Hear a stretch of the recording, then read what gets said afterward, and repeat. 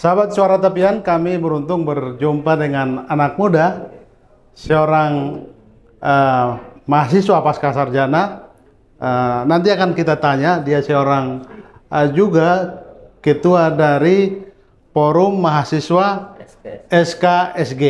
Iya. Namanya Bahal Siregar. Horas, Le. Horas. Mantap ini. Bisa cerita apa forum perkumpulan dari mahasiswa yang Anda pimpin ini? Baik, salam kenal semuanya teman-teman semua. Perkenalkan, nama Adinda Bahal Siregar, Bang. Ya. Ya, dan saya sekarang menjabat sebagai Ketua Forum Mahasiswa Sekolah Kajian Strategik dan Global. Namanya disingkat SKSG Universitas Indonesia. Jadi ini pasca sarjana ya? Setingkat pasca sarjana. Apa saja yang dipelajari di ruang kelas? Ya, jadi kami Forma itu adalah lembaga kemahasiswaan tingkat pasca sarjana, Ya. di mana SKSG UI ini adalah membidangi terkait kajian-kajian, Ya. kajian-kajian strategi yang bersifat dengan multidisiplin. Ilmu. Termasuk kebijakan publik dipelajari? Ya, betul, karena memang kita mencakup semua aspek keilmuan. Ya. Namanya multidisiplin. Berbagai keilmuan ada di sini, termasuk tadi kebijakan publik, politik dan sebagainya yang juga kita kaji di Sekolah Kajian Strategi dan Global ini, Pak. Sejak kapan sekolah ini berdiri? Ini kan bagian dari UI ya? Iya, Universitas. Bisa cerita latar belakangnya kenapa harus dibuat lagi, atau memang diperuntukkan untuk disiapkan segmennya untuk apa nanti lulusan dari sekolah ini? Jadi berawal dari dulu namanya Pasca Sarjana Universitas Indonesia. Ya. Jadi di mana semua jurusan yang S2 dipusatkan di Pasca Sarjana. Ya. Namun beriringnya waktu, karena begitu banyaknya mahasiswa semakin meludak, maka dibuatlah sekolah. Ya. Sekolah ini yang memiliki jurusan yang tidak ada S1-nya di UI, Bang. Ya. Jadi justru yang punya S1 di UI itu dikembalikan ke fakultas masing-masing. Contohnya ada jurusan ilmu politik dikembalikan ke fakultasnya ilmu fisik gitu. Ya. Nah, kita ini ada 9 prodi yang mana ini tidak ada S1 di UI, hanya ada S2 dan S3. Makanya itu difokuskan untuk para pengamat, kajian, penelitian, ini semua berpusat di SKSG UI ini, Bang. Begitu kira-kira. Bung Bahal kelihatan masih muda ini, udah selesai S2-nya ya? Saya proses lagi tesis nih, mudah-mudahan ya sebentar lagi selesai gitu. Dan sudah memimpin organisasi ini ya? Iya, diamanahkan teman-teman tahun lalu untuk memimpin melanjutkan estafet kepemimpinan sahabat saya sebelumnya. Apa bedanya dengan BEM UI misalnya? Dia kan juga strategis, Iya. memimpin masa dari mahasiswa begitu. Iya. Memang kelihatan kan dia harus hadir di lapangan demo. Iya. Tapi ini sepertinya menggelar diskusi begitu. Iya. Jadi bedanya BEM dengan Forma ini adalah ruang lingkup, Bang. Ya. Jadi kalau BEM ini fokusnya di S1, kita fokusnya di S2, Forma dan S3 gitu. Nah, apalagi yang membedakan dalam program, ya kami memang hari ini fokus adalah bidang kajian dan penelitian berbasis riset, di mana kami memang mengkaji segala isu-isu yang diadakan dengan diskusi, mendatangkan para narasumber yang pakar, yang ahli di bidang tersebut, menghadirkan beberapa peserta yang menjadi sebatas partisipan, dan juga mereka bisa menyampaikan gagasan-gagasan yang mereka punya. Nah, setelah kita adakan diskusi, kita diskusikan lagi. Nah, hasil dari output daripada kegiatan-kegiatan diskusi ini kita akan bawa ke pemerintah untuk dikaji oleh mereka. Kita rekomendasikan beginilah cara sampaian kita untuk pada pemerintah untuk didukung terkait program-program kita.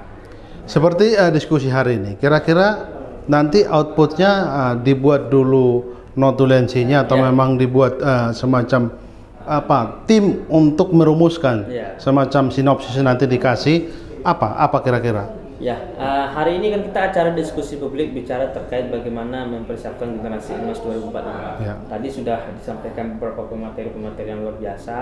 Bagaimana sih mempersiapkannya? Ada cara-cara SDM-nya yang harus unggul, harus melek teknologi. Nah, hal itu sudah kita catat, kita notulensi oleh tim notulensi. Nah, setelah itu kita diskusikan lagi apa nih kira-kira program yang mendukung tadi saran-saran dari para pemateri dan peserta yang akan kita realisasikan. Nah, itulah yang kita bawa ke instansi yang terkait. Misalkan tadi IPTEK, ya kan, ilmu pendidikan teknologi, ilmu teknologi. Kita bawa langsung ke Kominfo misalkan. Atau enggak tadi ada perwakilan dari Komisi 11 DPR RI yang yang mana dia juga memiliki kapasitas terkait itu. Kita bawa langsung, jangan sampai nanti kita tidak dilibatkan dalam setiap keputusan-keputusan oleh pemerintah. Hal inilah bukti audiensi diskusi kita yang kita lakukan. Jadi ini sebenarnya gagasan pikiran yang digelar oleh forum ini diberi untuk pemerintah membantu sebenarnya. Betul. Artinya kira-kira pemerintah dimudahkan. Ternyata hasil diskusi kami begini, begitu ya. Betul. Terkait sebagai personal ya, Anda saya kira masih lahir di Tapanuli Selatan? Iya, saya lahir di Sumatera Utara, tepatnya di Labuan Batu Selatan. Kabupaten apa tuh? Kabupaten Labuan Batu Selatan, ibu kotanya Kota Pinang. Masih bisa bahasa? Bisa.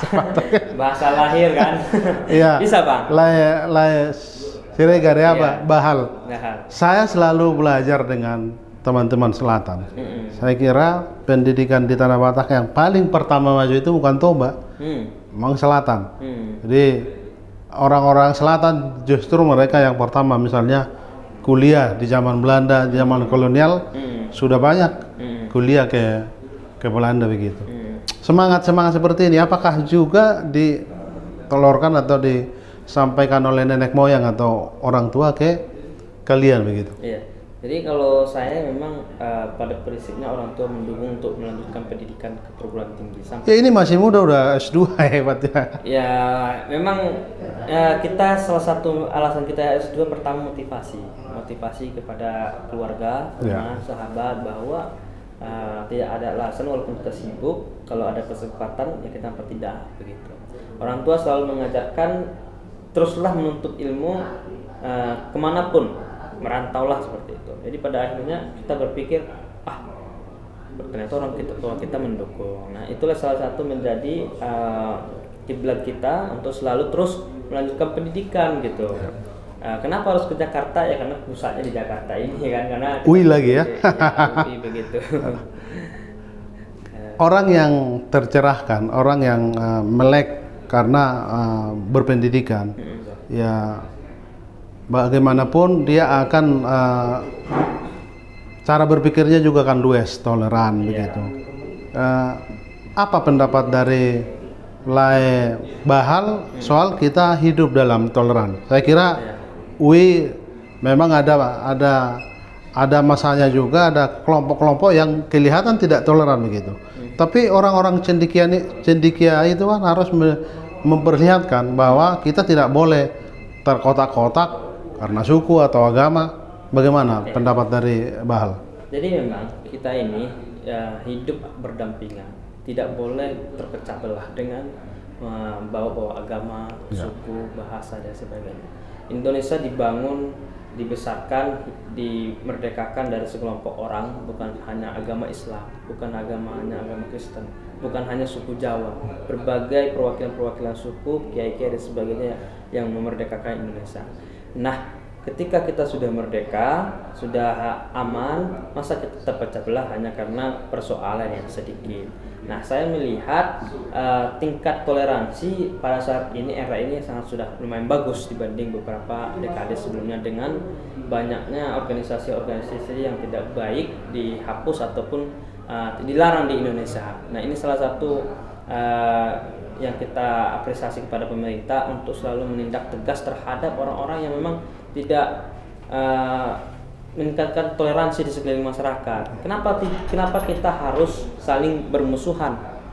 Ya kan? Mari kita bicara terkait kemanusiaan. Di Indonesia ini sangat enak sekali. Ada teman musibah kayak kemarin, kita contohkan musibah di Cianjur. Kan?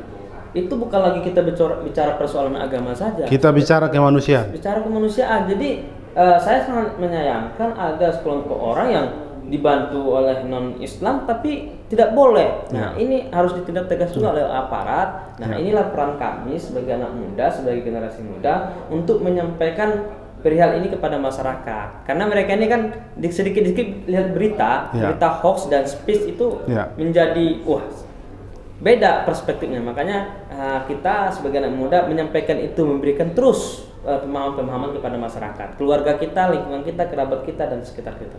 Lae Bahal, Anda kan tadi sudah sebutkan kampung halaman di Labuhan Batu ya? Iya, Labuhan Batu. Anak Labuhan Batu memimpin satu organisasi pasca sarjana. Barangkali ada latar belakang, mungkin sejak kecil juga sudah aktif di OSIS, bisa cerita itu?